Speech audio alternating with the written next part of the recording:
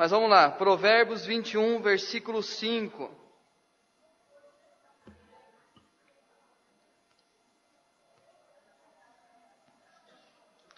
Provérbios 21, versículo 5. Os planos do diligente tendem à abundância, mas a pressa excessiva à pobreza. Os planos do diligente tendem à abundância, mas a pressa excessiva à pobreza. Vamos orar? Quero que você fale de uma forma pessoal com Deus, dizendo o que você quer receber da sua palavra nessa noite.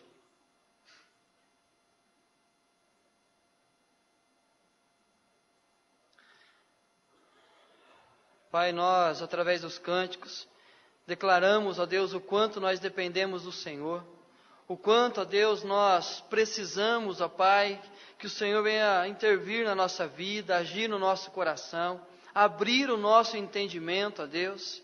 Já foi orado aqui nessa noite para que o Senhor leve cativo o nosso coração, a nossa mente, na presença do Senhor, ó Deus. Que nós queremos agora, diante da palavra do Senhor aberta, ó Pai, palavra do Senhor que será anunciada, reconhecendo a Deus a nossa limitação como pregadores da Tua palavra e como ouvintes da palavra do Senhor. Que o Senhor, a Deus, através do Teu Santo Espírito, nos traga compreensão da Tua palavra e esta palavra venha gerar vida em cada um de nós, para que aquilo, a Deus, que temos feito de forma correta, possamos, a Deus, continuar perseverando. Mas aquilo, ó Deus, que nós temos feito que não tenha, Deus, alegrado ao coração do Senhor e tem trazido certo prejuízo à nossa vida, o Senhor venha mudar isso no nosso coração e, Deus, no nosso dia a dia, ó Pai. Nos colocamos na Tua presença como igreja do Senhor, desejosos, ó Deus, de ouvir a Tua voz, para o louvor da Tua glória, em nome do Senhor Jesus. Amém, Senhor. Queridos, domingo passado, quando acabou o culto, eu saí daqui, eu sou muito crítico comigo mesmo, até demais. Eu olhei para minha esposa e falei assim, esse foi o pior sermão dos meus últimos 3 anos como pastor. E ela falou, não amor, foi bom. Foi um motivo assim de alegria para mim saber que foi bom. Mas isso me fez meditar algumas coisas ao longo da semana. Refletir um pouco sobre o ministério pastoral. E aí eu me voltei às cartas que o apóstolo Paulo escreveu aos líderes das igrejas, preocupado com o ministério deles, preocupado com aquilo que eles deveriam fazer em relação à igreja. E a partir dessa meditação que eu tive em alguns momentos, algumas cartas, algumas coisas me saltaram aos olhos. Por exemplo, o que Paulo pede aos pastores em relação ao cuidado com a igreja. Um cuidado especial com o dia a dia de cada crente. Olhar a vida de cada crente e se importar como eles estão vivendo os seus dias. Trazer os membros da igreja para o centro da vontade de Deus. Fortalecer as famílias através do ensino para que as famílias estejam unidas. Nutrir em todos o desejo de uma vida devocional na palavra e na oração. Algumas coisas que o apóstolo Paulo direcionava os líderes, Timóteo, Tito, para que eles, ao pastorear as igrejas, trouxessem a igreja para a realidade do plano de Deus, para que cada crente estivesse experimentando as realidades de Deus em suas vidas. Isso também me trouxe algumas preocupações, como por exemplo, como estão vivendo as famílias da igreja que eu pastoreio? Qual é a realidade de cada um de vocês, da família de cada um de vocês? Como estão convivendo como família? Qual tem sido as suas prioridades? Como que vocês têm definido as suas decisões, as suas metas, aquilo que é prioridade na vida de vocês? Qual é o tempo que estão passando juntos como família? Qual é o tempo que vocês estão convivendo com o pai, com a mãe, com o esposo, com a esposa? E qual é o envolvimento das famílias da igreja com os ministérios que a igreja tem? Como poderíamos medir o envolvimento de toda a igreja com os ministérios que a igreja oferece? Isso me trouxe algumas diretrizes. Primeiro, precisamos refletir um pouco mais sobre os nossos dias.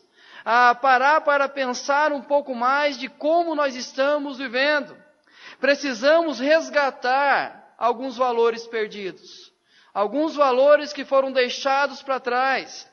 E principalmente, precisamos investir tempo no que realmente vale a pena. Precisamos investir o nosso tempo naquilo que realmente vale a pena. Mas o grande problema é o tempo. O grande inimigo do nosso tempo é o próprio tempo. E aí então, algumas perguntas. Por que nós corremos tanto? Por que nós não temos tempo para nada? E por que nós não conseguimos entender atrás do que nós estamos correndo? Nós estamos correndo, não sabemos atrás do que, e simplesmente nós não temos tempo para nada. Essa é a realidade do nosso tempo, e é isso que Deus ao longo da semana ministrava no meu coração, quando eu pensava na questão do meu ministério pastoral, e como a igreja, a família da igreja, as pessoas estão convivendo no seu dia a dia. Queridos, quando nós olhamos o livro de Provérbios, ele faz várias oposições. Ele coloca pensamentos em oposição para mostrar qual é o correto e qual é o errado, qual vai trazer prosperidade, qual vai trazer pobreza, qual vai trazer a grandeza, o engrandecimento do homem, mas o qual vai trazer prejuízo para a vida desse homem.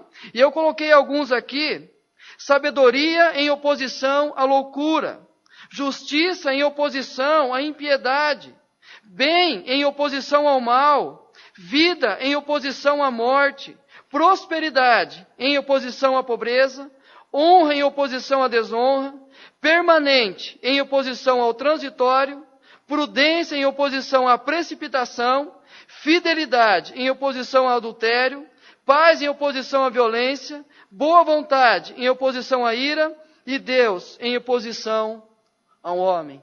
Ou seja, vários itens que ele vai opor aos pensamentos. Mas desses eu escolhi apenas 3. O primeiro, prosperidade em oposição à pobreza. O que é prosperidade? Por que tem conduzido pessoas à pobreza? Permanente em oposição ao transitório. O que deve ser permanente na nossa vida? O que deve ser constante? O que deve ser prioridade? E o que é transitório? E também prudência em oposição à precipitação. O grande problema é que o tempo todo nós resolvemos apenas aquilo que é acidental na nossa vida e deixamos o essencial e as prioridades de lado. Nós passamos o dia todo, chega no final do dia, nós chegamos a uma conclusão. Aquilo que deveríamos fazer, nós simplesmente não fizemos. E queridos, apenas esses 3, eu quero fazer uma observação. O que nós almejamos? Prosperidade, estabilidade e prudência. Isso é o que todos nós almejamos: prosperidade, estabilidade e prudência. Mas entre o que nós almejamos e o que nós alcançamos, há uma grande diferença. Entre aquilo que é o ideal e aquilo que é o real, torna então um grande vazio no meio, e nós não entendemos por quê. Por exemplo, a prosperidade. Nós corremos o tempo todo atrás de prosperidade, e não pense apenas na questão financeira, mas nós queremos ser bem-sucedidos na vida profissional, na vida relacional, na nossa vida espiritual, na nossa vida financeira, em todas as áreas da nossa vida. Nós queremos alcançar a prosperidade. Mas quando nós avaliamos os nossos dias, o que nós temos alcançado é apenas perdas. Ou seja, quando nós pensamos que estamos ganhando, na verdade nós estamos perdendo. E também a estabilidade. O que nós mais fazemos na nossa correria é acreditar que nós estamos correndo atrás de uma estabilidade. Ou seja, para que a nossa família seja estável, para que a nossa vida financeira seja estável, para que a nossa espiritualidade seja estável. Mas o que nós encontramos é instabilidade. Como nós estamos instáveis o tempo todo. Como a nossa família não consegue seguir uma só direção. Como que em todas as áreas da vida nós temos percalços o tempo todo. E a prudência. Prudência.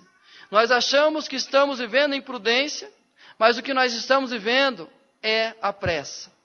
O grande mal do nosso tempo é a pressa. E o texto que nós lemos fala exatamente isso. Mas a pressa excessiva, a pobreza. A pressa excessiva nos conduz a perder coisas. E quando nós pensamos nos males de uma vida apressada, eu resolvi destacar alguns dos males que nós vivemos numa vida apressada. E eu dividi por setores da vida. Na nossa questão pessoal, cansaço, doenças psicossomáticas e um vazio interior. Nós corremos tanto e nos deparamos apenas com essa realidade. Na nossa vida relacional, desestrutura familiar, poucos amigos e na maior parte amigos do passado. Por isso que as redes sociais fazem tanto sucesso, porque nós recorremos a amigos da infância, amigos do passado, porque nós não conseguimos construir novos relacionamentos, novos amigos hoje. E também, queridos, a solidão e carência. Nós somos sozinhos demais. Nós não temos com quem abrir o nosso coração. Nós não conseguimos mais confiar nas pessoas. Na questão das finanças, dívidas e mais dívidas. Nós corremos apressadamente a nossa vida, mas quando nós pensamos na nossa vida financeira, dívidas e mais dívidas. Mas no outro extremo, acúmulo inútil. Nós simplesmente não aproveitamos daquilo que Deus tem nos dado. Moramos em condomínios luxuosos, mas nem sequer sabemos se a água da piscina é fria ou quente. Nós temos o melhor em casa, mas em nenhum momento nós desfrutamos daquilo que nós temos em casa. E aí nós achamos então que nós estamos vivendo bem. Queridos, na nossa vida profissional, o que nós mais encontramos é insatisfação, questionamento e burocracia. Nós somos burocráticos naquilo que nós fazemos. Já não há expectativa de crescimento. Já não há mais aquele prazer de ir ao trabalho e procurar fazer diferença no trabalho. Apenas chegamos lá, fazemos a nossa tarefa, cumprimos o nosso horário e voltamos para casa. E a questão espiritual, que é a mais complicada de todas. Os males da vida apressada na vida espiritual. Pragmatismo religioso. Nós sabemos apenas que temos que vir à igreja. Sabemos a hora de sentar, a hora de levantar, a hora de cantar, a hora de ficar calado. Nós sabemos tudo o que deve acontecer. Nós também entendemos que a religiosidade nossa se torna aparente. Mas o que acontece é uma sequidão espiritual. Nós não ouvimos mais Deus falar conosco. Nós não entendemos mais o que Deus quer falar. Nós estamos na igreja, estamos vivendo a igreja, estamos lendo a palavra, mas nós não ouvimos o que Deus tem a dizer. Nós parece que Deus está longe de nós, parece que Deus se ausentou da nossa vida, e nós chegamos à igreja, passamos a semana, voltamos à igreja, e parece que nada muda, porque é uma sequidão espiritual, a vida é apressada demais, e essa sequidão espiritual não me leva a uma transformação radical. E aí o que acontece? Eu começo a me pegar a doutrinas, eu começo a me pegar a rituais, eu me pego então a teologias, mas eu não consigo trazer aquilo para a minha vida, para a minha realidade.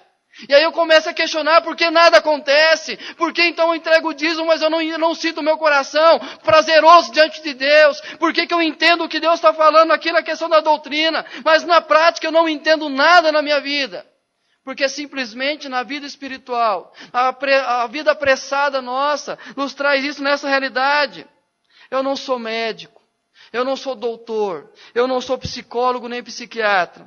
Mas eu tenho apenas uma forma de você detectar se alguma dessas realidades se faz presente na sua vida.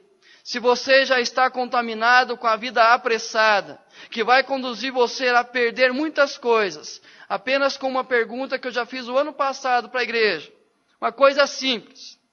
Quanto tempo faz que você não toma um café tranquilamente? Quanto tempo faz que você não se assenta a uma mesa com tranquilidade? Pega o seu café, o seu pão, sem preocupação nenhuma e pode tomar o seu café. Aí nós vamos entender se nós estamos vivendo a vida apressadamente ou não. Mas você deve estar perguntando, pastor, mas eu não posso parar. Eu não posso parar porque simplesmente a minha família depende de mim. Eu não tenho como sair dessa correria porque o trabalho exige isso de mim. E se eu parar eu vou perder espaço. Eu sei, pastor, que a questão do estudo exige demais de mim. Eu queria parar um pouco, mas eu não posso parar. Mas, queridos, não é simplesmente parar de fazer aquilo que nós estamos fazendo, mas é tentar reconstruir o nosso caminho, reconstruir os nossos valores, reconstruir o que realmente vale a pena na nossa vida, para que nós possamos então viver as realidades de Deus em nós e acontecer coisas novas na nossa vida, para que possamos deitar em paz e levantar em paz na certeza que nós estamos vivendo a realidade de Deus em nós.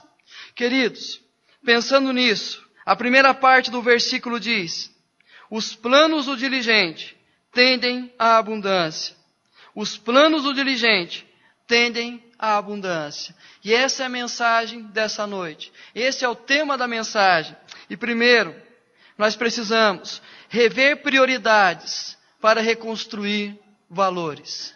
Precisamos rever prioridades para reconstruir valores. Ainda em Provérbios 21, versículo 2 diz: todo o caminho do homem é reto aos seus próprios olhos, mas o Senhor sonda os corações. Aos nossos olhos, todos os caminhos são retos, mas Deus vai sondar o nosso coração. Qual é a real motivação? Qual é o real sentido que eu vejo as coisas acontecerem na minha vida? Lembro-me, no primeiro ano de seminário, nós temos uma primeira semana, onde apenas os novatos chegam, apenas os primeiro-anistas, e ali nós temos uma semana de apresentação, aonde os professores se apresentam, aonde as pessoas que nós precisaremos conviver com elas ao longo dos 4 anos, o deão, o diretor, os professores, nós precisaremos passar aquela semana junto a eles. Mas um deles, ao entrar na sala, conversar conosco, ele fez a seguinte pergunta: quem são os seus mentores? Quem são os seus mentores? E a palavra que ele deu em seguida foi: vocês irão passar 4 anos neste seminário. E o dever que vocês terão em 4 anos é definir quem vai orientar a vida de vocês, quem vai orientar o ministério de vocês, quem vai influenciar a escolha de vocês. E a partir daquele momento eu senti a importância de olhar com mais detalhe, olhar aquilo que realmente vai dizer, quem está dizendo, o que está falando, como o próprio apóstolo Paulo disse a Timóteo: Timóteo, permanece naquilo que aprendeu, sabendo quem lhe ensinou. Quem foi o seu mentor? Quem foi o seu orientador? E a pergunta é: quem são os nossos mentores? Quem são as pessoas ou as teorias, as filosofias, o que tem influenciado a nossa vida, o que tem mexido conosco, que tem mexido com o nosso ego de tal forma que conduz as minhas escolhas, conduz a minha vida, ou seja, determina a minha agenda? Quem são os meus mentores? É uma sociedade corrompida pelo pecado, uma sociedade extremamente consumista, uma sociedade individualista, uma mídia que tenta corromper os valores familiares. Ou é Deus através da sua palavra, um Deus que se preocupa conosco, um Deus que olha o nosso coração e que vai olhar exatamente qual é a motivação correta? Quem são os nossos mentores? E queridos, quais são os alicerces que nós temos lançado nas nossas vidas? Só para entender um pouco melhor, qual é o legado que você vai deixar aos seus filhos? Qual legado você vai deixar à próxima geração? O que a próxima geração vai fazer de leitura do nosso tempo, da nossa época? O que os nossos filhos vão crescer pensando naquilo que nós temos lançado de importante ou não? Quais são os alicerces da nossa vida? Eu citei algumas áreas aqui: pessoal, relacionamento, espiritualidade, finanças e profissional. Basta você olhar para cada uma dessas realidades na sua vida e você vai entender quem tem sido os seus mentores, quem tem dirigido os seus passos e saber quais os alicerces que você tem lançado na sua vida. E queridos, com certeza vai detectar algumas dificuldades e vai precisar reavaliar as suas prioridades para reconstruir valores na vida. Nós precisamos rever o que tem sido, aqueles que têm sido os nossos mentores, quais os alicerces que nós temos lançado, para rever as prioridades do nosso dia a dia, para que valores sejam reconstruídos em nós.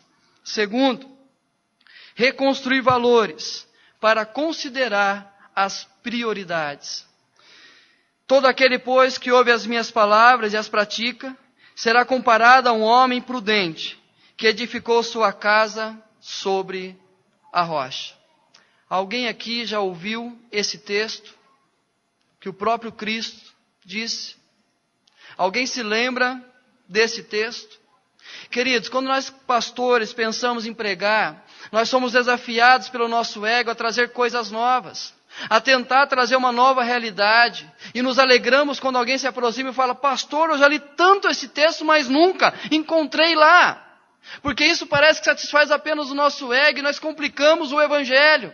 Mas, querido, quando nós lembramos as palavras de Cristo, aquele que ouve as minhas palavras e a pratica, é comparado a um homem prudente, um homem diligente, um homem que construiu a sua casa sobre a rocha.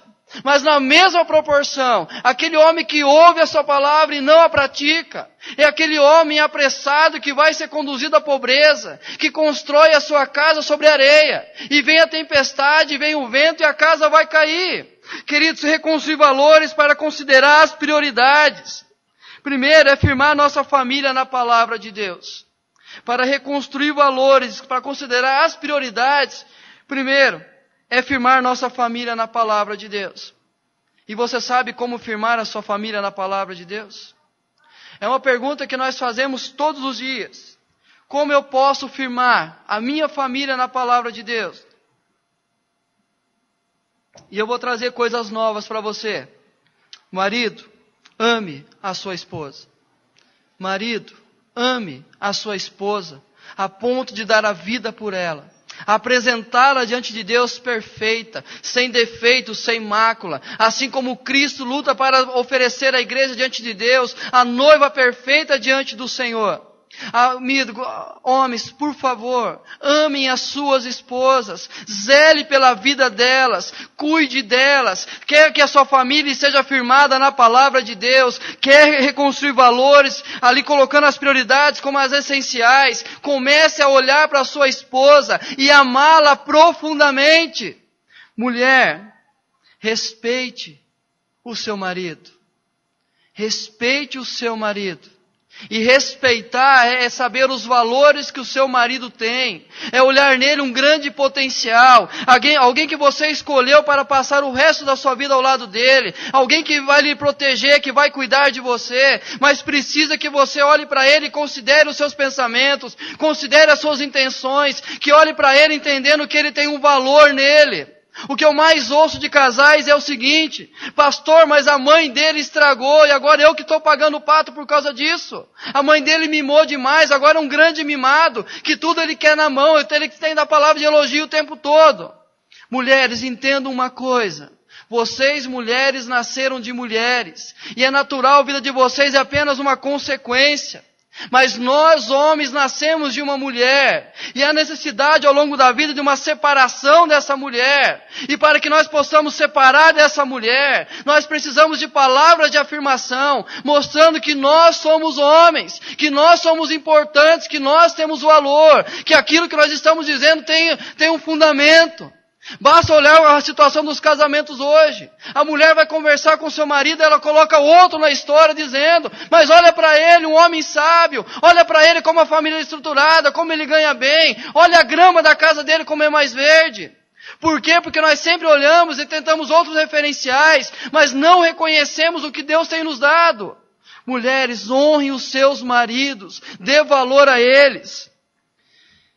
Pais, escuta com atenção o que eu vou dizer. Quer a sua família firmada na palavra de Deus? Pais, eduque os seus filhos. Eduque os seus filhos. Se necessário, utilize a vara. Se necessário, utilize realmente o castigo que é necessário. Queridos, você sabe o que eu estou dizendo. A sociedade tenta tirar isso de nós, tenta corrigir de outra maneira nossos filhos, mas nós conhecemos a geração que está no mundo. A minha filha começou há 2 semanas a aula. 3 dias seguidos eu vi uma criança de 4 anos batendo na mãe, segurava a blusa da mãe e batia na barriga dela forte. A mãe olhava: filho, não bate na mamãe, filho, não bate na mamãe. A consequência, sexta-feira essa mãe procura a professora e diz: professor, o meu filho foi mordido dentro da sala, isso não pode acontecer. A resposta da professora: uma menina apenas reagiu à violência do seu filho dentro da sala e mordeu o seu filho. Queridos, nós não educamos os nossos filhos, nós não corrigimos mais os nossos filhos. Nós deixamos que a escola eduque, que a escola dominical eduque. Nós estamos perdendo os nossos filhos. Olha o que está acontecendo com essa nova geração. Não está afirmado na palavra de Deus. Nós precisamos olhar, entender que Deus colocou os filhos nas nossas mãos como responsabilidade nossa. E se eles se perderem, é culpa nossa. E aí nós olhamos e muitas vezes cobramos, o filho do pastor precisa, a filha do pastor não pode ser assim, mas não observamos os nossos filhos, como estamos perdendo essa nova geração. E também, filhos, respeitem os seus pais, ouçam o que os seus pais têm a dizer para vocês, valorize o que o pai está fazendo por você, o que a mãe está fazendo por você, quer que a sua família esteja na vontade de Deus, aprenda a honrar o seu pai e a sua mãe, e não importa quem é o seu pai, não importa quem é a sua mãe, a Bíblia não coloca parâmetros para honrar os pais, mas diz que aqueles que não honram os pais, a vida vai ser curta aqui na terra, e o que nós encontramos são jovens, adolescentes, morrendo nas drogas, morrendo na prostituição, morrendo em acidentes porque estavam alcoolizados, porque não deram ouvidos aos seus pais. E aí o que vai acontecer? Aí hoje tentam de todo tempo, tenta cercar os nossos jovens, não podemos repreender e tal, mas os nossos jovens não querem ouvir. Filhos, ouça o que seu pai tem a dizer, porque lá na frente você vai saber a importância disso. Lá na frente você vai entender o quanto o seu pai e a sua mãe protegeu a sua vida. O quanto eles se importaram com você. Quantas noites eles não conseguiram dormir porque você não estava em casa, porque estava preocupado com você. Os pais fazem de tudo para mandar vocês para acampamento. Fazem de tudo para que vocês com 18 anos tenham um carro para dirigir. Mas não respeitam o que seus pais estão dizendo. O que eu vejo são pais feridos, porque não têm autoridade sobre a vida dos pais. E para que eles tenham autoridades, vocês, filhos, comecem a ouvir o que seus pais têm a dizer. E firmar as nossas famílias na palavra de Deus. Nós precisamos firmar as nossas ações na palavra de Deus. Primeiro, ame e compadeça-se do seu próximo. Ame e compadeça do seu próximo. Jesus não simplesmente nos amou. Ele se compadeceu de nós. Ele se colocou no nosso lugar. Entregou a sua vida no nosso lugar. O que acontece é que nós amamos as pessoas, mas não nos colocamos no lugar dela, a ponto de se compadecer delas. Perdoe os que te feriram. Perdoe os que te feriram. Mas também peça perdão para aqueles que você feriu. E seja solidário com quem precisa. Queridos, precisamos rever prioridades para reconstruir valores para considerar prioridades, e precisamos priorizar relacionamentos para não perder os valores.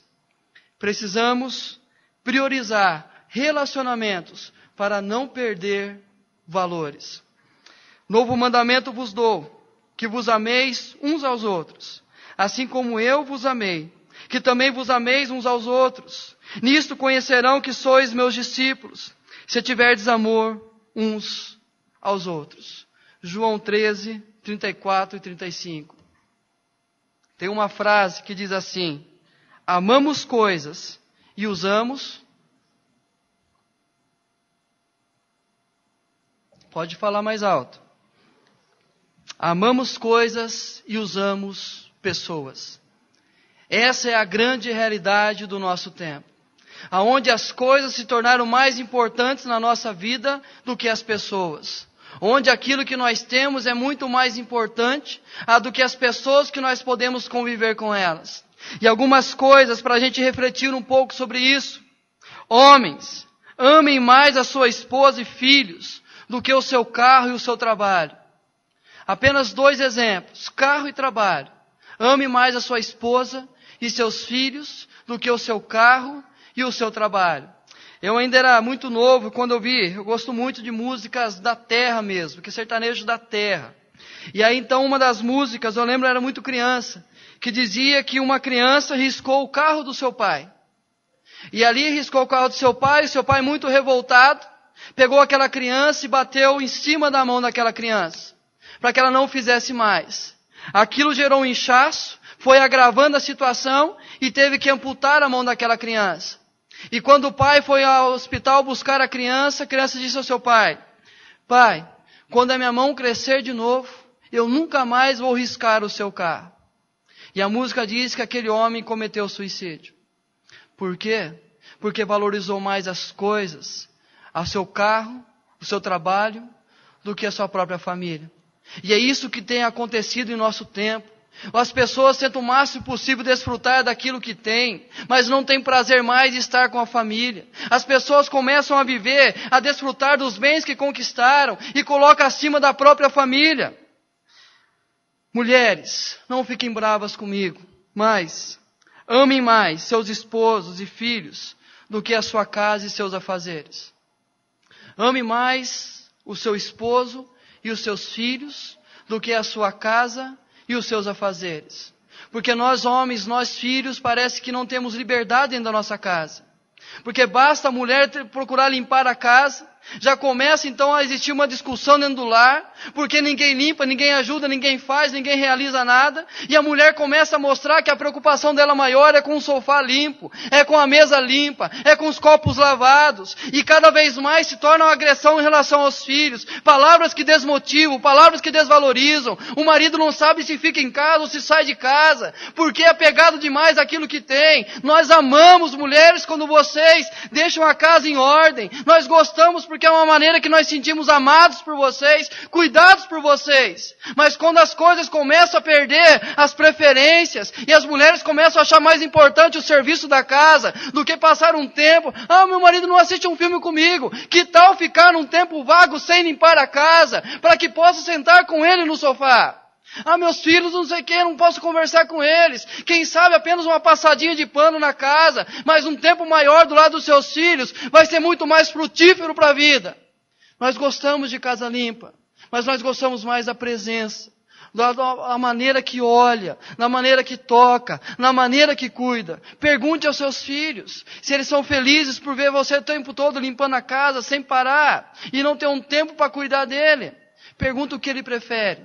Deitar numa cama de repente amassada ali o lençol, ou ficar tudo arrumadinho e não ter a sua presença do lado. Filhos, e preste atenção no que eu vou dizer a vocês, filhos, amem mais os seus pais, seus irmãos e seus amigos, mais do que vocês amam os seus celulares. Eu tenho a certeza que a metade dos jovens que estão aqui estão conectados na internet. E cenas ridículas eu tenho visto a rua fora. Motos caminhando para lá e para cá com um garupa mexendo no celular. É a cena que eu mais vejo. Queridos, tem uma frase que tem sido dita o seguinte: diz a lenda que se você levantar os olhos e olhar para frente, você vai enxergar pessoas. E o que mais acontece é que os jovens hoje não têm relacionamentos, os jovens hoje não criam maturidade, porque o relacionamento deles é apenas com um aparelho que vai se quebrar, vai se perder, e parece que está alimentando amizades, parece que está fortalecendo os seus laços, mas nada mais do que abandonando pessoas na vida, nada mais do que rejeitando amizades sinceras, pessoas que no futuro serão importantes para você. E me revolta quando eu vejo jovens, 5, 6 jovens reunidos, podendo desfrutar de uma amizade, saber um da vida do outro. O que mais acontece é ficar no celular o tempo todo. E a igreja muda a senha, muda e se descobre. E passa um para o outro, porque acha que é legal, que é engraçada essa situação. Mas o que mais acontece no futuro, que vocês vão se achar solitários, apenas o computador na frente de vocês, e não vão saber sequer trocar uma palavra, uma conversa. Não vão saber nem abraçar pessoas. Por quê? Porque máquina se tornou mais importante na vida dos adolescentes, dos jovens. Queridos, aprenda a amar mais os seus pais. Eu vejo filhos entrando no carro com os pais e nem sequer olha na cara do pai, nem na cara da mãe. Vai direto no celular e liga. E quer ver o que tem ali, o que está acontecendo do outro lado do mundo, mas não consegue sequer olhar para o lado. Lembre-se da pessoa mais importante, o momento mais importante e o lugar mais importante. Eu já falei isso a alguns jovens aqui da igreja. Quando eu pego o celular eu falo isso. A pessoa mais importante, o lugar mais importante e o momento mais importante. Sabe quais são? Quando a gente ouve as perguntas, pensa que é o passado. Eu lembro-me tal dia. Eu queria estar no lugar mais importante. Queridos, o lugar mais importante é onde você está naquele momento. Esse lugar que você está é o lugar mais importante na sua vida. É onde você pode fazer diferença, onde você pode existir. Ou a pessoa mais importante, aquela que está na sua frente. A pessoa mais importante da sua vida é aquela que está na sua frente. Basta você ir a uma loja, tentar conversar com o vendedor, e ele não olha nos seus olhos, não responde, porque está o tempo todo olhando para o lado, tentando ver as mensagens que está recebendo. E a pessoa mais importante está na frente dele. Queridos, irmãos, igreja, amem mais uns aos outros do que a si mesmos. Amem mais uns aos outros do que a si mesmos. Caso contrário, nós não seremos reconhecidos como discípulos de Jesus. Seremos discípulos do iPod, do iPad, de tantas coisas, mas não seremos discípulos de Jesus. Já me perguntaram se eu tenho alguma dificuldade com o celular, com a Bíblia. Não tenho dificuldade nenhuma. Tenho apenas dó. Porque o sentido de cânon sagrado está se perdendo. Jovens irão crescer sem saber se aquele livro é Novo Testamento ou Antigo Testamento. Se faz parte da Bíblia ou se não faz parte da Bíblia. Simplesmente um toque, tudo está ali, perde o sentido de conteúdo, de completo. Ou seja, do que tudo que Deus fez em relação à nossa vida.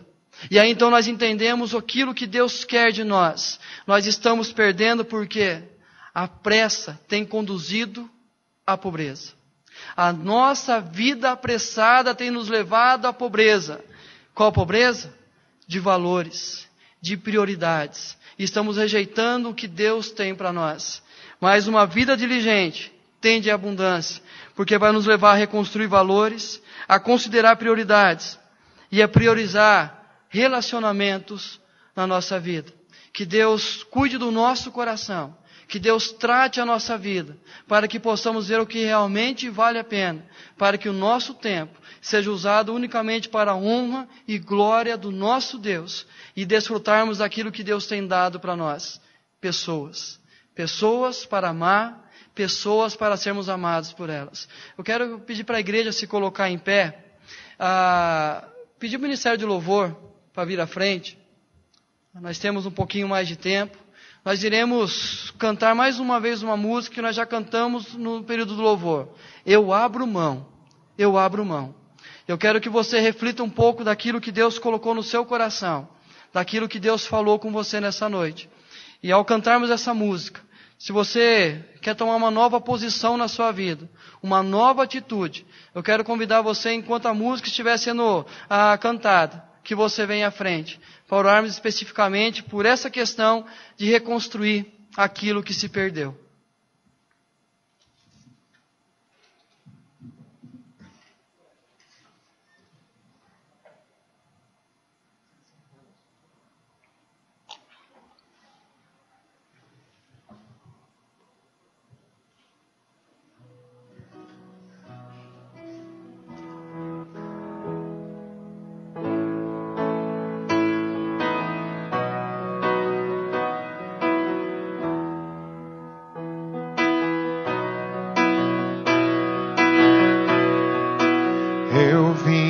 Aqui pra te encontrar, pra te ouvir, pra me render mais uma vez.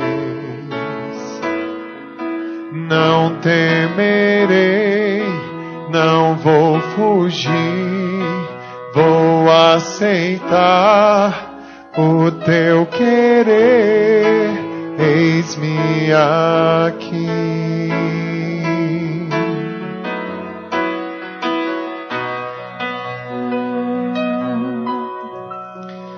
Tua voz aquece o meu coração,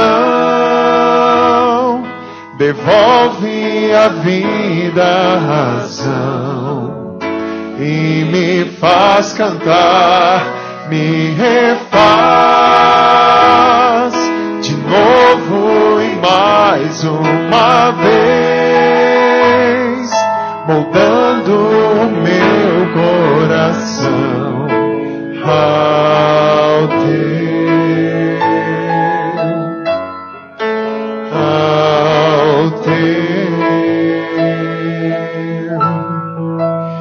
Eu abro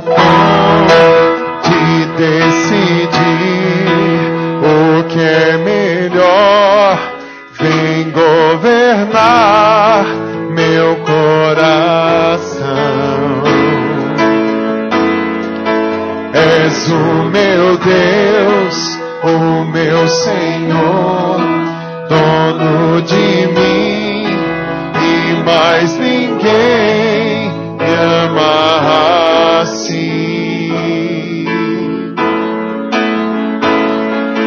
Oh,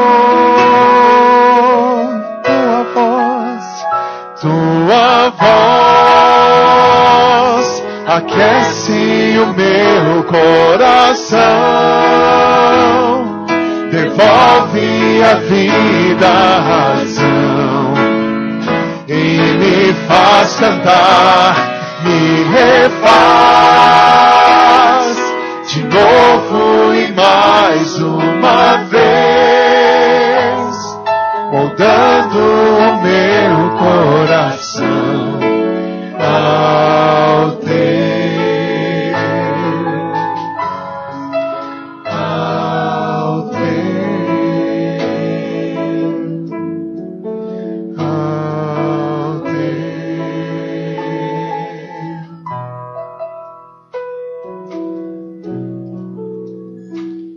Nós estamos perdendo, queridos, a nossa família.